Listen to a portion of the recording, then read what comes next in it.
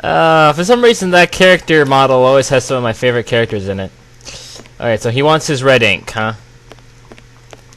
Madam? Oi, what'll it be to drink, Gav? I already had my drink. I haven't taken a drink of my drink yet, but I had my drink. Alright, so... what do you think the odds are that I'm actually going to be able to get in there?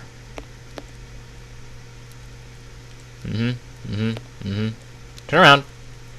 Hey, what's this? This is the sink where the barmaid puts the glasses to soak. Look, red ink. What's that doing here? The bottle is closed.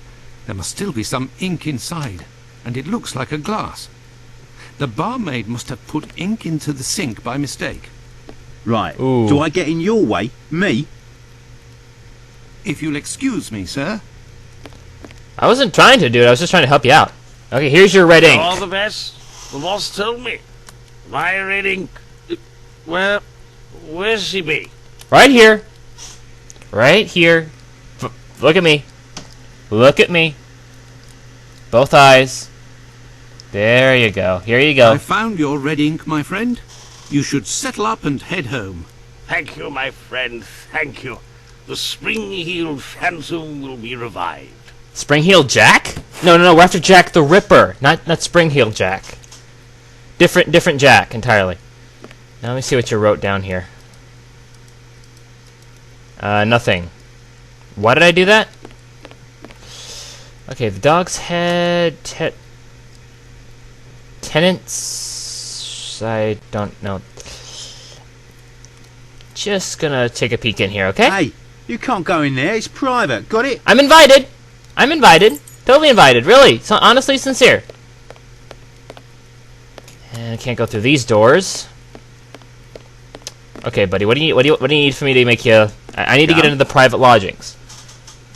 You're paid up. Here you go. It's on the journalist, my friend. I owe you one. The next one is on me. What'll it be? Nothing, thanks. But I may need your help. Can I get to the closed What's door? behind that locked door over there? Can I go in?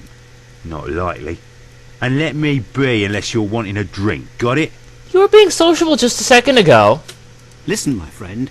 I would like you to let me in the door over there. You're a bobby. A peeler? Absolutely not, my friend. I am a doctor. Doctor. Fine. I owe you this at least. There's a bloke behind that door there. No pity Bluto. Let's just say he wants to lay low for a moment.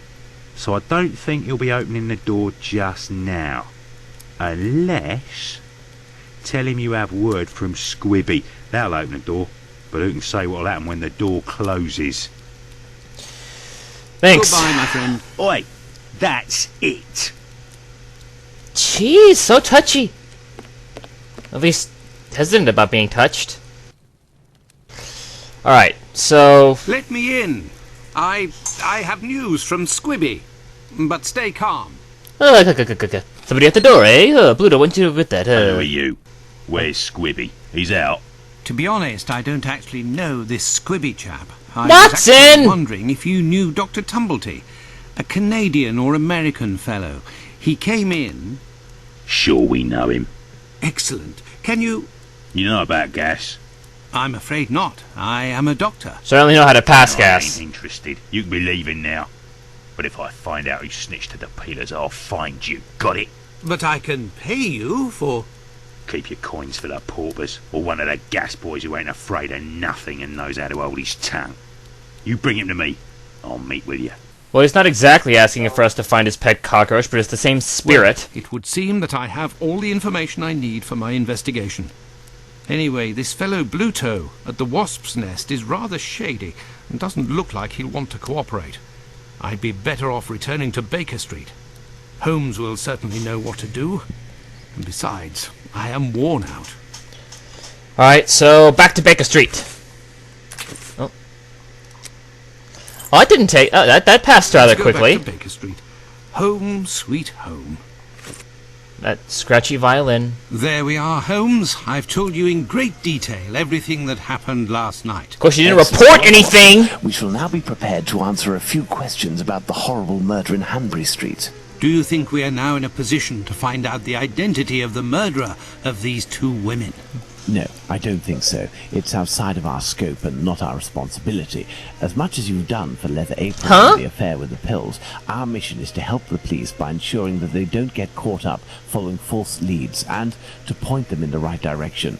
Let us start from one. Okay, so our job is to sort of guide the police along away from the dead ends. That the same person killed the Bucks Row and Hanbury Street victims. The reason to assume as much are numerous, and I shan't elaborate here.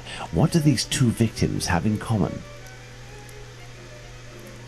They were both, they had the same profession, they knew common people, they didn't have... they were both the bottom-rung prostitutes. It's true, these two women were in the same profession, but... Indeed, Watson. These two women were both prostitutes. That is of vital importance, Watson. My memory from your examination of the scene is rather hazy. Didn't you say something about the killer's frame of mind? I was talking about the victim's possessions that were placed on the ground and the rings missing from Annie Chapman's fingers. This killer is a cunning predator, comes from a rather humble background, and shows steely self-control in carrying out the murders. Something is puzzling me, Holmes. Richardson's testimony contradicts the time of death given by Dr. Phillips, which also matches my own, 4:30 a.m. 3 different testimonies yes, we shall confirm conflicted. that, Watson, and attempt to determine the precise time of death. In order to do that, we will need to place everyone involved on a timeline. Only after that will we be able to place the knife symbolizing our killer. Let's look at our timeline, Watson. Alright, so I control Sherlock Holmes. Now let's see what we got. Okay, so this was actually a really fun and well put together puzzle. We need to establish the time of death based off of the witness testimony, and at the start we only have 2 established times to work with. And those are the times when Holmes and Watson arrived on the scene of the crime, and the time of death given by Watson and the coroner. Let's put the time of death as assessed by Dr. Phillips on the timeline. The assessment of the time of the murder given by Dr. Phillips and yourself, Watson, 4:30 a.m. We left the station at 6 o'clock and it took us 20 minutes to arrive at Hanbury Street. Our arrival at the scene occurred at around 6:20. Given the distance separating the two locations, we can deduce that the corpse wasn't discovered after 6 o'clock and therefore that the murder must have been committed before. Now, once we've filed out those 2 times correctly, those are our beginning and ending points, we're then going to go back into our Documents and Dialogues menu, and from there we're going to want to select the evidence we want to present and put on the table. Obviously, we're going to want the 3 witness testimonies that Watson got at the station, the 2 shredded documents, and the one that he got directly from the witness. First of which we're going to look at here is going to be Albert Gadoche, who is the man who lived behind the murder scene, and he heard a lot of what's going on here. Now, you can do these in pretty much any order, but we're going to start with Gadoche because he's the one I started with. Our next witness is Albert Gadoche. Let's place this symbol that represents Gadoche on the timeline.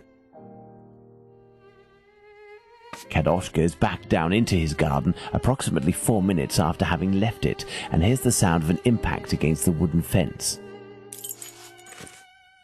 Albert Gadoche goes down into his garden at approximately 5:20, and on re-entering his home, hears voices in number 29's garden. So now we're going to go up with the Richardsons' arrival and departure times, and this is the guy who lived with his mom at the exact place and who actually fixed his shoe right next to where the corpse was. So let's get him sorted out. Now, let's put the Richardsons' arrival and departure times on the timeline.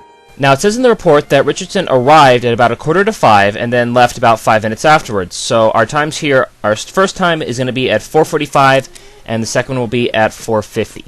Now, let's put the Richardsons' arrival and departure times on the timeline. Despite the great respect I have for Dr. Phillips and the value I place on our friendship, my deepest conviction is that both of you are mistaken and that Richardson is in the right and that these 2 testimonies put down in writing have real worth.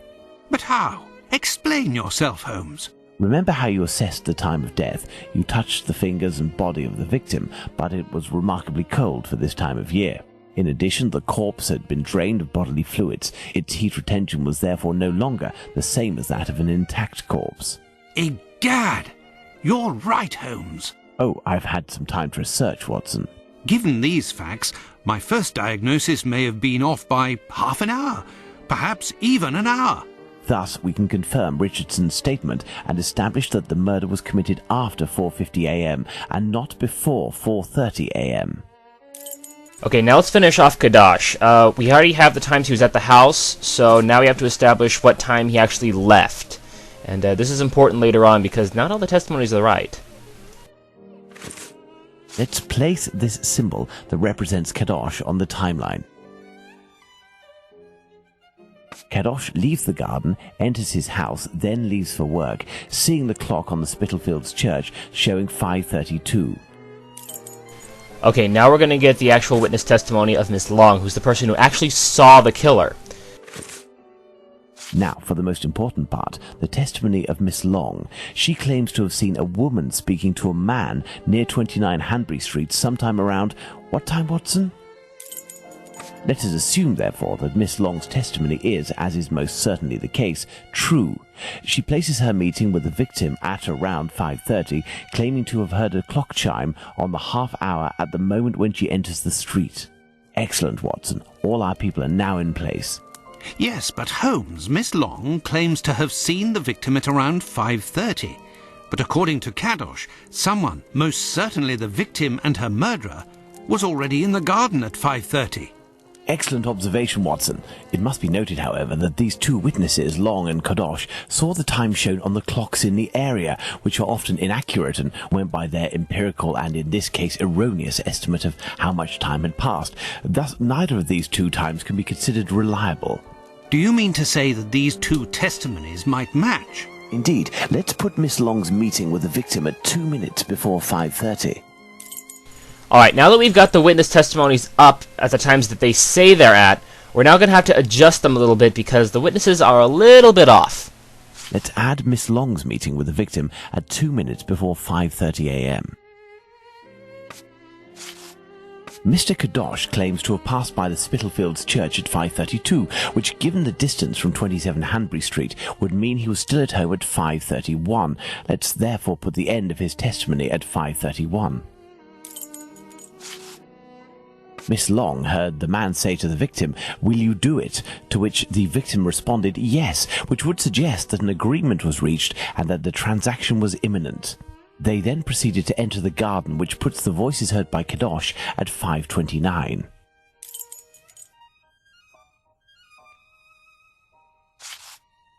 We had thought that Kadosh had left 27 Hanbury Street at 5:31 after having heard an impact against the fence. Thus, 2 minutes passed between the moment when Kadosh entered the house after having been in the garden the first time and the moment when he returns to go out again and leave for work. How long did he estimate this interval to be? 3 to 4 minutes. In light of all this, Watson, we can finally establish the time of Chapman's murder. Now, place the knife at the exact time. Okay, and now that you've narrowed down the times, you just place the knife. Like I said, it was actually a really fun puzzle. I didn't have to use a walkthrough or anything, and I really genuinely enjoyed solving it. Hopefully things are looking up. Now then, taking into account that the local clock isn't exact and that a young man was off by a minute or two in his estimations of his comings and goings, we can confirm Miss Long's testimony and place the time of the crime at approximately 5:30. But in that case, Holmes, the man that Miss Long saw is none other than... That's right, Watson. It was the Whitechapel killer. To think that Miss Long and Kadosh were only a few feet away from him. Indeed, Watson. Had Miss Long passed just a little closer to the victim and her assassin, or had the young Kadosh popped his head over the fence out of curiosity, the killer would most certainly already be behind bars. Damn it! That's Damn some it! Damn it! stroke Damn of it! Damn luck it! he had there. I couldn't agree more, Watson. But his luck didn't end there, given the mutilations inflicted upon this poor woman. What must be considered above all is the killer's obvious wish to remove one and only one specific organ. The His uterus. surgery pinpointed the exact spot, avoiding superfluous incisions. This suggests the man possesses at least a minimal anatomical knowledge. Are you suggesting a doctor or a butcher? Perhaps, but the possibilities are still too broad to conclude with any certainty. Now, for the motive. Despite my almost complete lack of practical experience on the subject, I have a rather precise idea of the usefulness of a uterus and a vagina. Nonetheless, once they are separated from their usual envelope, I am more circumspect as to the uses one can make of them. What do you think, Watson? Someone is building a We woman! need a board, Watson.